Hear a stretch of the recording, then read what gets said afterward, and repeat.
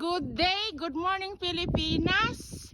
Wherever you are, enjoy your day and be thankful and grateful.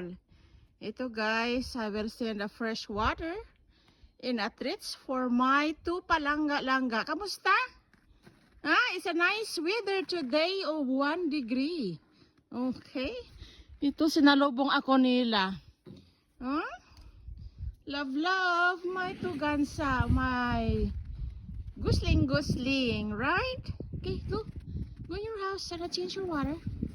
Come on. I love you guys. Anong masasabi mo sa mga trolls? Mga trolls at mga bangag na loyalista, bayad, at higit sa lahat, you have your own Facebook, social media platform. Magpo-post kayo doon, huwag kayo magmura. Magmura ng ibang tao. Kayo ang baliw, kayo ang tanga, kayo ang shit, kayo ang mga putang ina. Right, gusling? Ayan. At kayo ang pukpok na bayad ng Marcos administration na hangag. Bayad, manloloko. It's not about Duterte. Ang ipinaglalaban dito ay ang mamayang Pilipino na harap-harapang niloloko. Ninanakaw ang kaban ng Pilipinas. Mga bayad kayo, gumising kayo sa katotohanan. O, nasaan ang Marlica funds? PhilHealth, zero budget.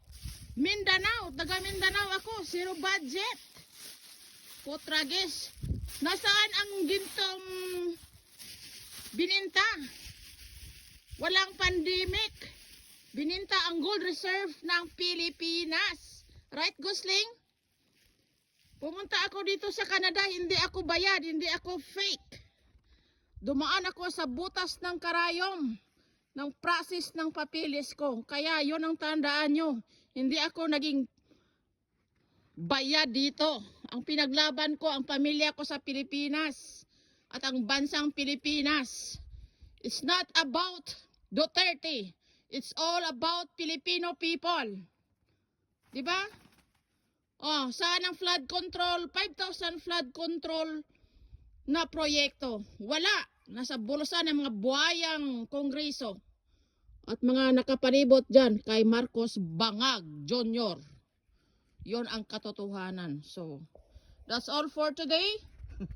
I'll check the water. Foods are fine. So, I'm so thankful and grateful today. We have 1 degree temperature. So, beautiful. And look at the moon. The moon is still shining this hour. It's 4 o'clock in the afternoon. Ayan siya guys. Thanks for watching. Love Nensky. Ang taong hindi picky. Hindi bayad ang prinsipyo ko. Right, Gusling?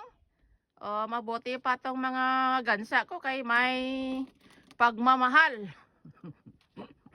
Pagmamahal sa bansa. Right?